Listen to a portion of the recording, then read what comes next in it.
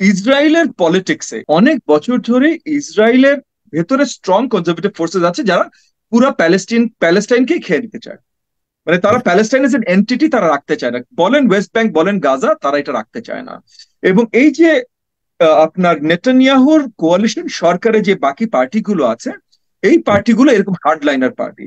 এই যে আমাদের ভারতে যেমন আছে বিজেপি, মানে তাদের এক কথায় হলো মুসলমান থাকতে দিব না।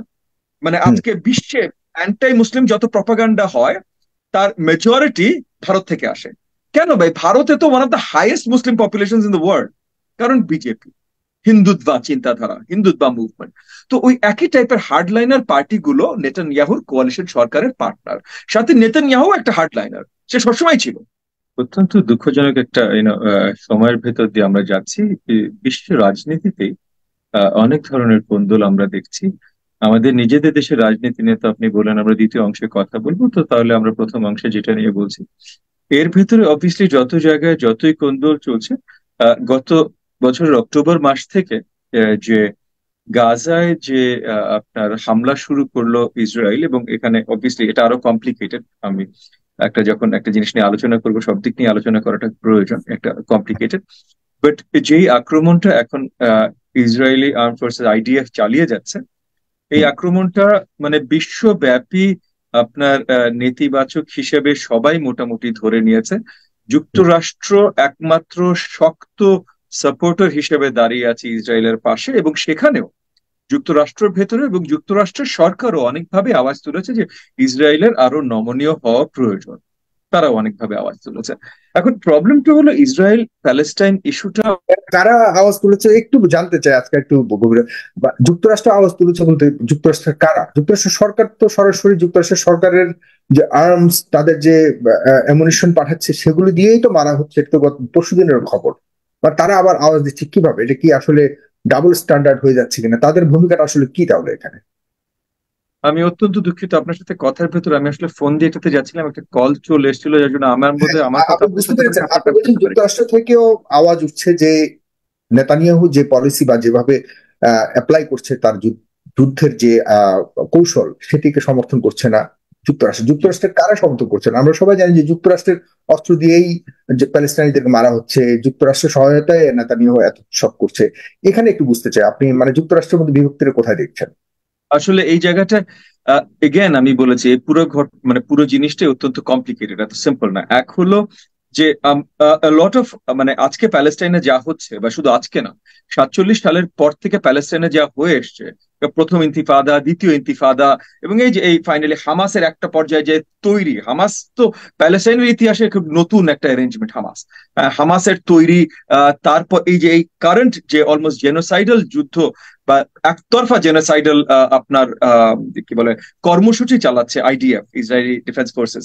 হ্যাঁ, এগুলোর ইতিহাস আরো অনেক পুরনো, এবং এই ইতিহাসের সাথে আপনার মনে করেন ওয়েস্টার্ন গিল্ট, মানে দ্য ওয়েস্টার্ন ওয়ার্ল্ডের, স্পেশালি আমরা যদি সেকেন্ড ওয়ার্ল্ড ওয়ারে যাই, অ্যালাইজদের গিল্ট এটাও জড়িত আছে। সো এটা আরো অনেক কমপ্লিকেটেড। আপনি এই যে নেতানিয়াহুর কথায় আসলেন, নেতানিয়াহুর উপরে আবার নেতানিয়াহু ভালো খারাপ মন্দ আমি সেটা নিয়ে আলোচনা করছি, বাট নেতানিয়াহু সরকার টিকে রাখার জন্য ও যে কোয়ালিশনে আছে, সেই কোয়ালিশনে যে হার্ড লাইনাররা আছে তাদের অনেক প্রেশার আছে। তো মানে জিনিসটা অত্যন্ত কমপ্লিকেটেড। আমি একটু একটু কয়েকটা জিনিস দিয়ে শুরু করি, ঠিক আছে?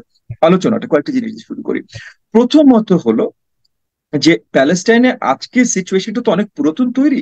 এই যে পুরাতন তৈরি, এই পুরাতন তৈরিটার জন্য দায়ী ওয়েস্টার্ন ওয়ার্ল্ড। ওয়েস্টার্ন ওয়ার্ল্ড কিভাবে দায়ী? মেইনলি ফ্রান্স এবং ইউকে। ফ্রান্স এবং আপনার গ্রেট ব্রিটেন, এরা দুইজন দায়ী। এরা মিডল ইস্টে নিজেদেরকে ফার্স্ট ওয়ার্ল্ড ওয়ারের পর কিভাবে নিজেদের মধ্যে ভেঙে নেবে এইখানে। এবং ফার্স্ট ওয়ার্ল্ড ওয়ার শেষ হওয়ার অনেক আগেই অটোমান এম্পায়ার ভাঙলে তারা কে কোনটা নিবে, কিভাবে নেবে, এবং কিভাবে অটোমান এম্পায়ারকে হারাবে। কারণ অটোমানরা খুব খারাপ ভাবে হারার পরও ইভেন লাস্টেও আমরা জানি সর্ট অফ লাইক কি বলে না আমাদের sort of Mostafa Kamal Ataturk বা এদের এই ধরনের কিছু আপনার মিলিটারি লিডারদের মাধ্যমেও একটু কিছু জায়গায় নেতৃত্ব এসেছিল, কিছু ব্যাটলস জেতা হয়েছিল, যে কম্পিটিশন ছিল মানে অটোমানসদের সাইড থেকে। আর এমনি তো আপনার জার্মানি টার্মানি বাদিয়ে দিলাম, কম্পিটিশন ছিল। তো ওই জায়গায় তার অনেক অনেক কিছু প্রমিস করে, হাশেমাইটসদের কি প্রমিস করে, আল সাউদদের কি প্রমিস করে, অনেক অনেক অনেক জায়গায় এই জিনিসগুলো তৈরি। এবং এখানে ওই যে সাইজ পিকট অ্যাক্ট থেকে শুরু হয়, যে জিউইশ হোমল্যান্ডের একটা প্রমিসও চলে আসে। এই জায়গাগুলো এই কমপ্লিকেটেড ইতিহাসের পর সেকেন্ড ওয়ার্ল্ড ওয়ার মানে সেকেন্ড ওয়ার্ল্ড ওয়ার শেষ হওয়ার পর তারা যখন ওই ইসরায়েলদেরকে নিজেদের একটা জায়গা করে দিতে শুরু করে, ওই সময়টাতে পুরো মিডল ইস্টটা নতুন। সো পুরো মিডল ইস্টের যতগুলো দেশ আছে, যা কিছু আছে, আপনি জর্ডান বলেন, সিরিয়া বলেন, ইরাক বলেন, ইরান বলেন, সৌদি আরব বলেন, সবাই নতুন দেশ। ইজিপ্ট এখানেও নতুন। এরা সবাই নিজের একটা জায়গা তৈরি করতে চেষ্টা করছে বিশ্বে। সো মুসলিম ওয়ার্ল্ড ইউনাইটেড কোনো কিছু সেই 47-এর পর থেকে আজকে 2024 সাল, হ্যাঁ, অলমোস্ট 80 বছরে মুসলিম ওয়ার্ল্ড ইউনাইটেড ভাবে কিছু করেনি। So Yom Kippur war, 6 day war, যতগুলো যুদ্ধ হয়েছে এগুলো মুসলিম ওয়ার্ল্ড ইউনাইটেড ভাবে যায়নি। তো এই যে আজকে আমরা যে জায়গাটা এসছি, এটা ইসরায়েলের সাইড থেকে একটা এসে আছে, তারা মনে করে এক্সিস্টেন্সিয়াল থ্রেট। আবার এই দিকে আমাদের মিডল ইস্টে আমাদের যে মুসলিম রাজ্যগুলো আছে, তারা কেউ ইসরায়েলকে এক্সিস্টেন্সিয়াল থ্রেট হিসেবে দেখে, কেউ ইসরায়েলকে ব্যালেন্সিং পাওয়ার হিসেবে দেখে, একে অপরের বিরুদ্ধে ব্যালেন্সিং পাওয়ার। আমেরিকা ইসরায়েলকে দেখে তাদের একমাত্র সত্যি বন্ধু আপনার এই মিডল ইস্টের মাটিতে, যেখানে আজকে আমাদের পুরো বিশ্বের এনার্জি সাপ্লাইয়ের 50% বেশি এনার্জি সাপ্লাই যে জায়গাটা থেকে আসে। আমেরিকা এখন মিডল ইস্টের উপরে এনার্জি সাপ্লাইয়ের উপরে জন্য কমপ্লিটলি ডিপেন্ডেন্ট না, বাট এককালে ছিল। এবং আমেরিকা না হলেও চায়না শুদ্ধ বহির্বিশ্ব, মানে আমরা ইনক্লুডেড, 50% বেশি এনার্জি সাপ্লাই এই জায়গাটা থেকে আসে। এই জায়গাটা সিকিউরিটি সবার জন্য ইম্পর্টেন্ট। তার সাথে আপনি বললেন যারা আর্মস সাপ্লাই দেয়, ভাই আমেরিকান কোম্পানি যেগুলো রেথিয়ন বলেন বা যেটার নামই বলেন, যারাই আপনার আর্মস এন্ড অ্যামিউনিশন বিক্রি করে, তাদের ব্যাপার হলো তারা কার কাছে বেশি বিক্রি করতে পারে। সো তারা যে কোনো যুদ্ধের দুই সাইডের কাছে বিক্রি করে। ইরান কন্ট্রা অ্যাফেয়ার নিয়ে নিশ্চয়ই কেউ ভুলে যায়নি। সো ওই সব জায়গায় ইরাককে বিক্রি করে তো ইরানকেও বিক্রি করে, মানে এই দেশকে বিক্রি করে তো ওই দেশকেও বিক্রি করে। সো এই জিনিসগুলো অনেক কমপ্লিকেটেড, ফাইন। প্রবলেমটা যেটা হয়েছে হলো যে ইসরায়েলের পলিটিক্সে, ইসরায়েলি রাজনীতিতে অনেক বছর ধরে ইসরায়েলের ভেতরে স্ট্রং কনজারভেটিভ ফোর্সেস আছে, যারা পুরা প্যালেস্টাইনকে খেয়ে নিতে চায়। মানে তারা প্যালেস্টাইন এজ এন এন্টিটি তারা রাখতে চায় না, বলেন ওয়েস্ট ব্যাংক বলেন গাজা, তারা এটা রাখতে চায় না।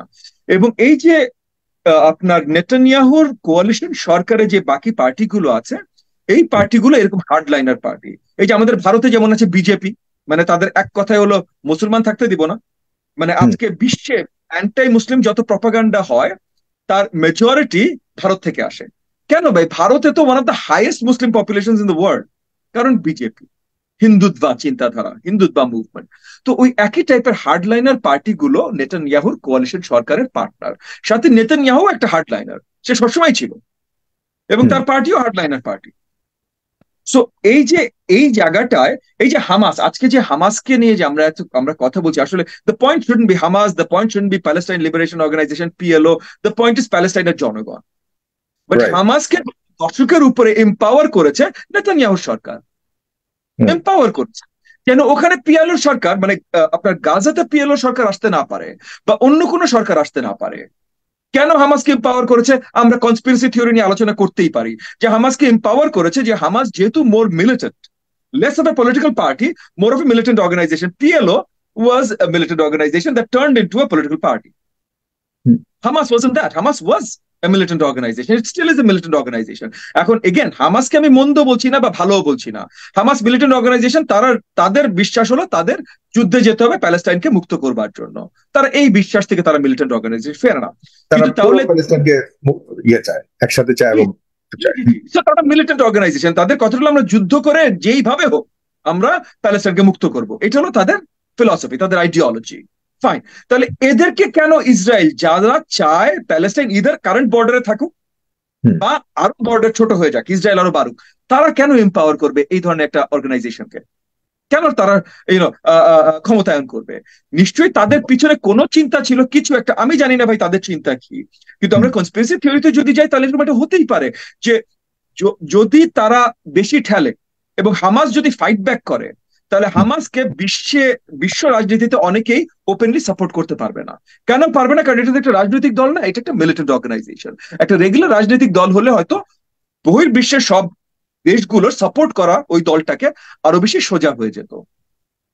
সো এই ঘটনাগুলোর ভেতরে, যেমন দেখেন আপনি আমেরিকার দিকে তাকান, এবং আমি শিওর আপনিও, মানে এটা বিশ্বের সবাই এখন জানে, আমেরিকা ক্যাম্পাসে ক্যাম্পাসে আন্দোলন গড়ে উঠছে। মানে আমেরিকায় পুলিশ মানে আমাদের দেশে যেভাবে আপনার আইন শৃঙ্খলা বাহিনী ছাত্রদের উপর অত্যাচার করে, যদি ছাত্র আওয়ামী লীগের ছাত্র না হয়, যদি ছাত্রলীগের ছাত্র না হয়, তাহলে আইন শৃঙ্খলা বাহিনী ছাত্রদের উপরে যেভাবে অত্যাচার করে, অলমোস্ট একইভাবে আমরা আজকে দেখছি যুক্তরাষ্ট্রে অত্যাচার শুরু হয়ে গেছে কলেজ ক্যাম্পাসে। আমার নিজের আমি আন্ডারগ্রাজুয়েট পড়াশোনা করেছি ইউনিভার্সিটি অফ টেক্সাস অস্টিনে।